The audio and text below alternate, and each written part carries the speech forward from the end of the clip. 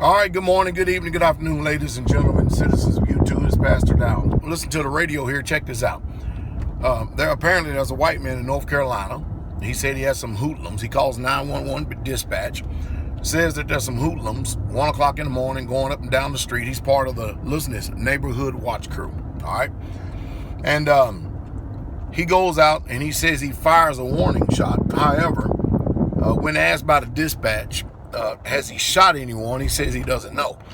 So anyway, his warning shot ends up killing a 20-year-old man. All right, 20-year-old man. He is immediately locked up in jail under the charges of first-degree murder.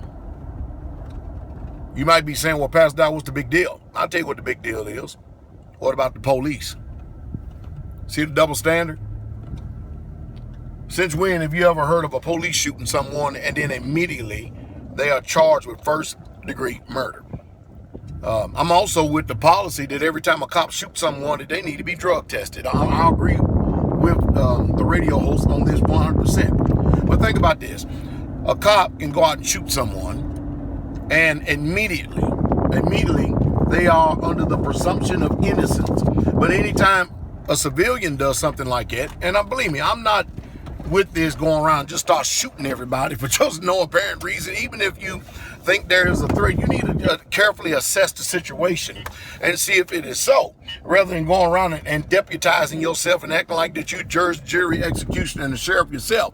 We got problems in this country. We got some serious problems. We got ego problems. We have pride problems. And we definitely have a double standard when it comes to the law. Me and the law enforcement officers being above the law, as well as our wicked, corrupt government, starting from the outhouse, the White House, all the way down the line. And it's just a sad situation. That's what it is. It's literally a sad situation what's going on. But the double standard is literally appalling and literally amazing. You see what I mean? Now, why is it that cops are not immediately tried with first-degree murder and then locked up in jail without bond? See what I'm saying? Well, that's just the way it is, isn't it? Huh? Hillary Clinton. I remember that she wanted Edward Snowden. Man, did she want Edward Snowden. She wanted his head on a platter. But now her head is sitting there on a platter. All of a sudden, nothing's going to happen. It's amazing how they're able to call this stuff too, isn't it? Now, let me tell you something. Police officers in rural areas are total different than police officers in the city. I live in a very country, rural area. And for the most part, 99.9% of the time, when dealing with the police, if I see them on the street, on the road, or if they're patrolling the area, or if I'm speaking to one, they're usually pretty tempered, mild-mannered, laid back, pro Second Amendment, 100,000%. But man, the cops in the cities, whoa, boy, are they on edge. They are literally on edge.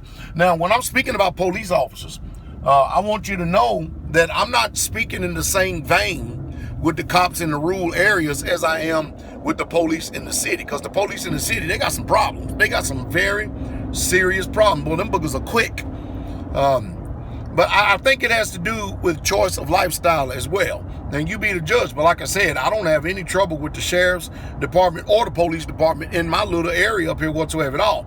Like I said, I don't have any enemies. You hear what I said? Pastor Dow does not have any enemies. Now, there may be people that are my enemies, but I personally don't have any enemies. I hope you understand what that says or what that means. But hey, it is choice and prerogative, isn't it? It's exactly what it is. So I hope I said something be able to stimulate thought, but the double standard is utterly appalling and amazing. We live in a communist, fascist, socialist country under the rule of oligarchies and monarchies, and that's it, period, and plutocracies. It's just a sad situation, and I guess that we're living under this democracy. They keep on cramming down our throats, which is supposed to be a constitutional republic. You be the judge. After all, I'm out.